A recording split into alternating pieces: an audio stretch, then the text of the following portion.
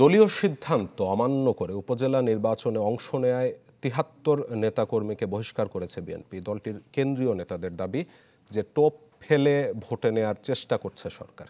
তবে বহিষ্কৃতরা বলছেন যে বিএনপির এমন সিদ্ধান্ত নিয়ে তারা ভাবছেনই না।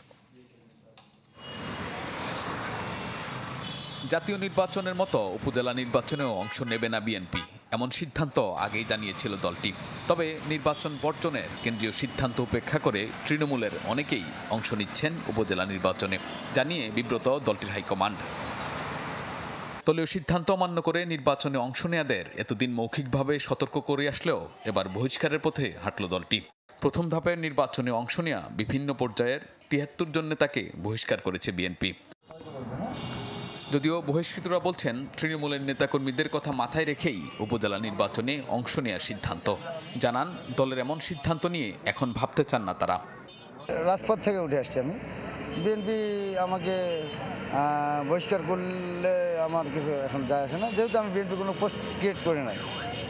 আমি জনগণের মধ্যে আছি, জনগণের সাথে আগে থেকে ছিলাম, আমি সারা জীবনই আমি জনগণের পাশে থাকছি। একযোগে এত নেতাকর্মীকে দল থেকে বহিষ্কারের ঘটনায় তৃণমূলে কোনো প্রভাব পড়বে না বলে দাবি করেন বিএনপির সিনিয়র যুগ্ম মহাসচিব রুহুল কবির রিজভী। বলেন দলের এই সিদ্ধান্ত নেতাকর্মীদের মাঝে নতুন বার্তা দেবে। তৃণমূলে কোনো প্রভাব পড়বে না, বরং তৃণমূলে একটা বার্তা যাবে, সেটি হলো যে দলের সিদ্ধান্তের বাইরে কেউ যদি নিজ সিদ্ধান্ত এবং নিজ স্বার্থে দল বিরোধী কোনো কাজ করে, তাহলে দলের গঠনতন্ত্র অনুযায়ী, দলের আইন অনুযায়ী তার বিরুদ্ধে ব্যবস্থা গ্রহণ করার অধিকার রয়েছে দলের। সরকারি দলের পক্ষ থেকে স্থানীয় নির্বাচনে অংশ নেওয়ার জন্য নেতাকর্মীদের বিভিন্নভাবে টোপ দেওয়া হচ্ছে বলেও অভিযোগ করেন রিজভী।